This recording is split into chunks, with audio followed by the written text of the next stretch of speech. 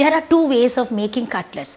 Boiled meat, boiled fish, you have to use boiled potatoes into that so that it gets bind nicely and made into cutlet form.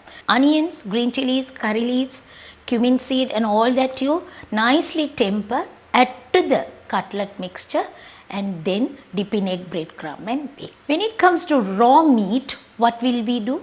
With raw meat, you should never use potatoes. Boiled potatoes or raw potatoes you don't use. You have to use only bread. The center piece of the bread, you break it up, mix it with the raw meat. Raw meat has water in it, so it has to absorb the water. You have to add the bread.